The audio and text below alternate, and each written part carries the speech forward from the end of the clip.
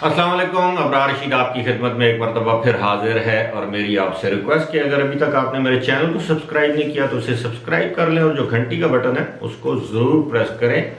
मैं 2 दिन से ये बी प्योर हनी को इसकी एंडोर्समेंट कर रहा हूँ। बी प्योर हनी, ये इसकी आपको जो लिंक है वो डिस्क्रिप्शन में मिल जाएगा। आप इसको ऑनलाइन भी ख़रीद सकते हैं। आप देख सकते हैं ये क्या चीज़ है। ये टर्की से इंपोर्ट करती है ये कंपनी और मैंने खुद इस्तेमाल किया है। ये इसकी क्वालिटी बहुत अच्छी है। मैं अपने मौजू की तरफ आता हूँ जी। वो ये है कि गुज़श्ता रोज़ भी मुझे बेशुमार ईमेल्स ऐसी आई जिनमें मुझसे वही सवाल आप पूछे जाते हैं इंडिविजुअली, जिनके मैं जवाब अपनी वीडियोस में दे चुका होता हूँ। यहाँ तक एक साहब ऐसे हैं, मैं दयानतदारी से आपको कह रहा हूँ, एक साहब ऐसे हैं जिन्होंने गुज़श्ता रोज़ मुझे 15 ईमेल्स की, 6 ईमेल्स के मैंने जवाब दिए। उसके बाद वो अगला सवाल कर देते थे। मैंने फिर उन भाई को लिखा, मैंने कहा बात सुने, ना तो मैं वीज़ा कंसल्टेंट हूँ, ना मेरी ट्रैवल एजेंसी है। मैं एक वीडियो में मेरे पास जो इन्फॉर्मेशन होती है दयानतदारी के साथ आपके साथ शेयर करता हूँ। आप मुझे ऐसे ट्रीट करते हैं जैसे मेरी कोई वीज़ा कंसल्टेंसी फर्म है। और फिर 15 ईमेल्स में एक शख्स के एक दिन में जवाब नहीं दे सकता। मेरी आपसे दरख्वास्त है, अगर आपके सवाल का जवाब मैं पहले से नहीं दे चुका तो आप मुझसे वो सवाल कर सकते हैं। बेशुमार सवालात ऐसे हैं, आप यकीन करें। अब मैं नाम नहीं लेता उन लोगों के जिन्होंने दोबारा मुझसे वही सवाल पूछा है, चाहे वो विजिट वीज़े से मुतालिक है। मैं आपको बता चुका हूँ कि विजिट वीज़ा फ़िलहाल खुलने के इम्कानात नहीं है। जिस दिन वीज़ा खुलेगा मैं इंशाल्लाह अपनी वीडियो अपलोड कर दूँगा। बेशुमार लोग ऐसे हैं जो मेरी एक वीडियो देख के उसकी इंफॉर्मेशन की बुनियाद पर मुझसे सवाल पूछ लेते हैं जिसका जवाब मैं पिछली वीडियो में दे चुका होता हूँ। अब एक साहब के सवाल काफ़ी जेन्युइन था। वो फरमाते हैं कि उनके वालिद साहब किसी नाकर्दा गुनाह में अजमान जेल में कैद हुए और गुज़श्ता दिनों उनको इत्तला दी गई कि वो उनको पाकिस्तान भेजा जा रहा है और उस वक्त से उनके साथ कोई राब्ता नहीं है।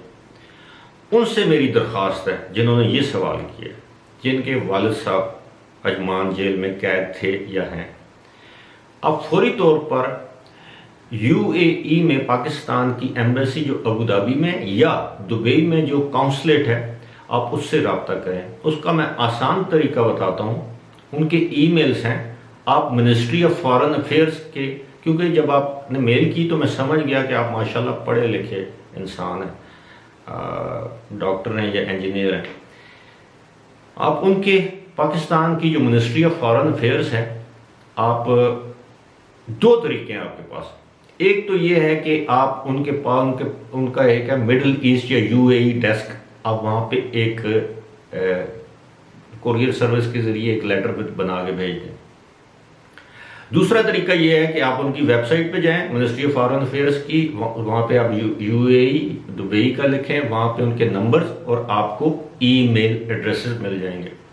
आप उन पे रब्ता करें, इंशाल्लाह वो आपकी मुआवनत का, हो सकता है उनके नॉलेज में हो ये सारा मामला, क्योंकि जो कैदी भी वहाँ से अभी तक रिहा हुआ है उसको उन्होंने थ्रू पाकिस्तान एम्बेसी या पाकिस्तान काउंसलेट इन दुबई उसको डिपोर्ट किया है। और अब तक मेरा ज़ाती ख्याल ये है कि तकरीबन 350 से 450 के करीब कैदी जो हैं वो लाहौर और फैसलाबाद पहुंचाए जा चुके हैं। ये तकरीबन 1.5 माह पहले की रमज़ान की और ईद के मौके की बात है। अब मैं जो एक सवाल बड़ी कसरत से मुझसे पूछा गया है एक मरतबा फिर, कि जी एक साहब का मसला ये है कि वो फरमाते हैं कि जी हो सकता है बहुत से लोगों का ये मसला हो कि जी उनके एजेंट ने उनका वीज़ा लिया है और वो कहता है ईद के बाद उसकी एनओसी मिलेगी।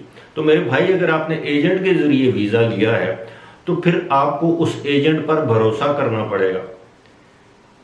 और अगर आपने बराह रास्त किसी कंपनी से वीज़ा लिया है तो फिर आपको उस कंपनी से रब्ता करना चाहिए। लेकिन अगर एजेंट ने किया तो आप एजेंट जो कह रहा है उसका इंतज़ार करें। और जो एक इम्पॉर्टेंट जो चीज़ वो ये है कि इस वक्त जो फैमिली वीज़ाज हैं, अब कुछ लोग ऐसे हैं जो कहते हैं जी कि उनकी वो हमारे अपना यूएई में है, उनकी फैमिलीज पाकिस्तान में, क्या वो अपनी फैमिलीज को विजिट वीज़े पर बुला सकती हैं, बुला सकते हैं? तो मेरे भाइयों, जब तक विजिट वीज़े पर बैन है, जब तक विजिट वीज़ा नहीं खुल जाता, उस वक्त तक आप अपनी फैमिली को विजिट वीज़े पर नहीं बुला सकते। उम्मीद है मैंने आपके सवालात का जवाब दे दिया होगा। फिलहाल इसी के साथ मुझे दीजिए इजाज़त। खुदा हाफिज़।